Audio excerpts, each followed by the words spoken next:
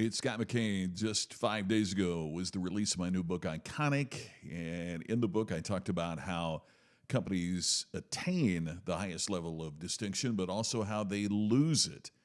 And here we are just a few days later, and Sears, one of the world's most iconic retailers, has just filed for bankruptcy. So what does that mean? Well, in the book, there were 5 factors of iconic performance, and Sears obviously violated 3 of them. First of all, play offense. Sears, when it took over, when it became the number 1 retailer in the world, it had a very specific, aggressive plan. A lot of people forget that just as Walmart damaged Sears, Sears destroyed Montgomery Ward. Why? Because they had something very specific, very precise. They had a game plan that they followed and took to success. What has Sears been doing in the last few years? They've been playing defense. They wanted to have stores in the high real estate in the malls. They wanted to sell at low prices. They wanted to sell their brands, but they wanted to sell everybody else's as well. What was Sears? It was hard to describe. It was hard to define. You know why? Because they were playing defense instead of offense. Third factor of iconic performance is that customers only evaluate you on the basis of 2 things: promise and performance. As I noted in the book, Sears had declined into a low promise, low performance retailer. Those are called laggards. In other words, Sears didn't make you much of a promise, and Sears didn't do much to deliver on it. Did you ever have a really great experience recently at Sears? Have you even been there? Same with Kmart.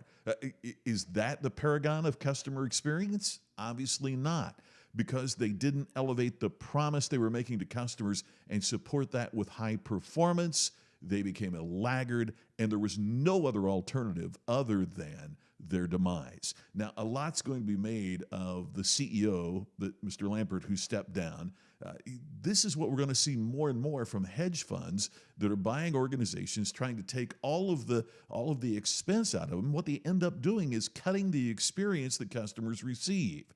It's too competitive in the business world today to erode the experience of customers, whether it's a B2C retailer or a B2B tech business. You cannot erode the experience that customers are having. When you do that, there's too much competition out there. Customers will just go elsewhere.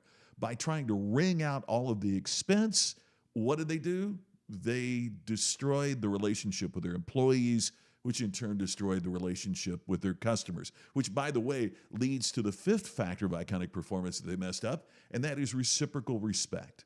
In other words, they didn't treat their employees with respect. They didn't build the kind of culture that the organizations are being recognized by groups like LinkedIn and Glassdoor and others, like Wegmans Groceries and others, that have these incredible corporate cultures that support the employee, who in turn then respects and values the customer. Sears violated the basic principles of becoming iconic. This is not just to help you become the best that you can be and attain the highest level of distinction. It's also the vaccine that will prevent you from becoming the Sears. For every Amazon, there is a Sears. For every Starbucks, there's a Hojo. For every Apple, there's a Nokia.